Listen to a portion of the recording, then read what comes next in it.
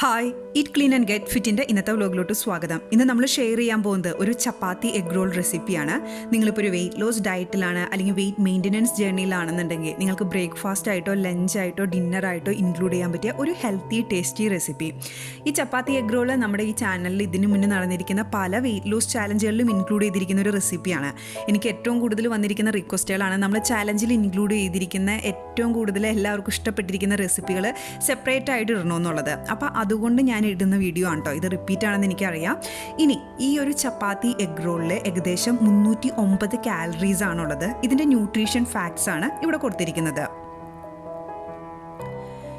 ചപ്പാത്തി egg role ഉണ്ടാക്കുന്നതിന് വേണ്ടിയിട്ട് ഞാൻ 2 ചെറിയ ചപ്പാത്തിയാണ് ഇവിടെ എടുത്തിരിക്കുന്നത്. ഇത് 1/4 കപ്പ് ഗോതമ്പൊടി വെച്ച് ഉണ്ടാക്കിയിരിക്കുന്ന 2 ചെറിയ ചപ്പാത്തിയാണ്. ഇനി ഞാൻ ഈ ചപ്പാത്തി ഉണ്ടാക്കിയപ്പോൾ ഇതിൽ അഡീഷണൽ ആയിട്ട് ഓയിലോ അല്ലെങ്കിൽ യോഗട്ടോ അങ്ങനെ ഒന്നും ചേർത്തിട്ടില്ല കേട്ടോ. 1/4 കപ്പ് ഗോതമ്പൊടി വെച്ച് ഉണ്ടാക്കിയിരിക്കുന്ന 2 ചെറിയ ചപ്പാത്തി.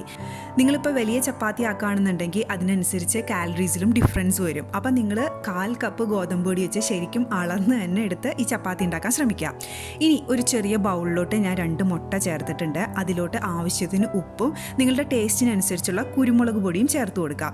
ഇനി ഇതിൽ നമ്മളോട് ചേർത്ത് കൊടുക്കാൻ പോകുന്നത് ഒരു 1/4 സവോള പൊടിയായിട്ട് അരിഞ്ഞത്, ഒരു പച്ചമുളകിൻ്റെ പകുതി ഭാഗം പൊടിയായിട്ട് അരിഞ്ഞത്, പിന്നെ കുറച്ച് കറിവേപ്പിലയും കൂടിയാണ്.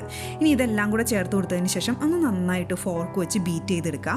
ഇനി ഒരു പാൻ വെച്ച് ചൂടായതിനു ശേഷം ഞാൻ ഇതിലോട്ട് ജസ്റ്റ് ഒന്ന് ഓയിൽ സ്പ്രേ ചെയ്ത് കൊടുക്കുന്നുണ്ട്. ഇപ്പോൾ നിങ്ങൾ സാധാ രീതിയിൽ ഓയിൽ ചേർക്കുകയാണെന്നുണ്ടെങ്കിൽ ജസ്റ്റ് 1/2 ടീസ്പൂൺ ഓയിൽ ചേർത്ത് കൊടുക്കുക. എന്നിട്ട് അതിലോട്ട് നമ്മുടെ ആ മുട്ടയുടെ മിക്സ്ചറിൻ്റെ കറക്റ്റ് പാതി ഈ പാനിലോട്ട് ചേർത്ത് കൊടുക്കാം. ഇനി നമ്മൾ സാധാരണ മുട്ട പൊരിച്ചെടുക്കണമെന്ന് തന്നെ ഇത് ഒരു ലോ ഫ്ലെയിമിൽ കുക്ക് ചെയ്തെടുക്കാം.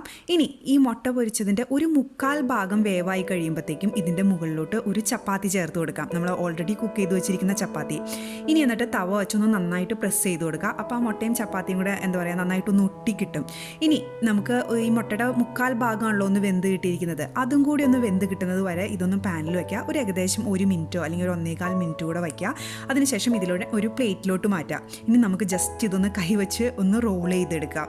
ഇനി ഇതുപോലെ തന്നെ നിങ്ങൾ ആ ബാക്കിത്തെ മുട്ടയുടെ മിക്സ്ചറും ആ ഒരു ചപ്പാത്തിയും കൂടെ വെച്ച് ഒരു റോളും കൂടി ഉണ്ടാക്കിയെടുക്കാം. പാൻ വെച്ച് ചൂടായി കഴിയുമ്പോൾ 1/2 ടീസ്പൂൺ ഓയിലൊന്ന് ചൂടായി കഴിയുമ്പോഴത്തേക്കും ഇതിലോട്ട് മുട്ട ചേർത്ത് കൊടുക്കുക. മുട്ട ഒരു 1/4 ഭാഗം കുക്കായി കഴിയുമ്പോഴത്തേക്കും ഇതിലോട്ട് ചപ്പാത്തി ചേർത്ത് കൊടുക്കുക. ഒന്ന് പ്രസ് ചെയ്യുക. എന്നിട്ട് അതിനെ പ്ലേറ്റിലോട്ട് മാറ്റുക. നന്നായിട്ടൊന്ന് റോൾ ചെയ്തെടുക്കുക. ദേ ചപ്പാത്തി എഗ് റോള് റെഡിയായി. ഇനി നിങ്ങൾ ശ്രദ്ധിക്കേണ്ട കാര്യം എന്താണെന്ന് വെച്ച് കഴിഞ്ഞാൽ ജസ്റ്റ് ഈ ചപ്പാത്തി എഗ് റോള് മാത്രമായിട്ട് നിങ്ങൾ കഴിച്ച് കഴിഞ്ഞാൽ നിങ്ങൾക്ക് വേണ്ട പ്രോട്ടീൻ കിട്ടി, നിങ്ങൾക്ക് വേണ്ട കാർബ് കിട്ടി, നിങ്ങൾക്ക് വേണ്ട ഫാറ്റ് കിട്ടി. പക്ഷേ ഇതിൽ വെജിറ്റബിൾസ് മിസ്സിംഗ് ആണ്. അതുകൊണ്ട് തന്നെ നിങ്ങൾ ഇപ്പോൾ ഒരു വെയിറ്റ് ലോസ് ഡയറ്റിലൊക്കെ ഉള്ള ഒരാളാണെന്നുണ്ടെങ്കിൽ എന്തായാലും ഇതിൻ്റെ ഒപ്പം തന്നെ ഒരു ബിഗ് ബൗൾ സാലഡും ഇൻക്ലൂഡ് ചെയ്യാൻ മറക്കരുത്. ഈ സാലഡ് ഇൻക്ലൂഡ് ചെയ്യുന്നത് കൊണ്ട് നമുക്ക് ജസ്റ്റ് ചിലപ്പോൾ ചപ്പാത്തി എഗ് റോൾ മാത്രമായിട്ട് കഴിച്ച് കഴിഞ്ഞാൽ ചിലപ്പോൾ നമ്മുടെ വിശപ്പ് അത്രയും അങ്ങോട്ട് മാറിയില്ല എന്നിരിക്കും. പക്ഷേ അതിൻ്റെ ഒപ്പം ഒരു സാലഡും കൂടിയൊക്കെ ഇൻക്ലൂഡ് ആയിട്ട് വരുമ്പോൾ ശരിക്കും ഫില്ലിംഗ് ആണ്. ഇത് 2 ചപ്പാത്തി ഉണ്ട്, 2 മുട്ട പൊരിച്ചതുണ്ട്, പിന്നെ കുറേ വെജിറ്റബിൾസും ഉണ്ട്. അപ്പോൾ ശരിക്കും ഒരു ബാലൻസ്ഡ് മീലുമായി നമുക്ക് വേണ്ട പ്രോട്ടീൻ, കാർബ്, ഫാറ്റ്, വെജീസ് എല്ലാം തന്നെ കിട്ടിയിട്ടുമുണ്ട്. നമ്മൾ ഫില്ലിങ്ങും ആണ്, നല്ല ടേസ്റ്റും ആണ്. അപ്പോൾ ഇതിൽ വെജീസ് ചേർക്കാൻ നിങ്ങൾ എന്തായാലും മറക്കരുത്. നിങ്ങൾക്ക് ഈ റെസിപ്പി ഇഷ്ടപ്പെട്ടു എന്ന് കരുതുന്നു. നിങ്ങളുടെ കമൻസും ഫീഡ്ബാക്കും ഒക്കെ അറിയിക്കുക. Thank you for watching me. By.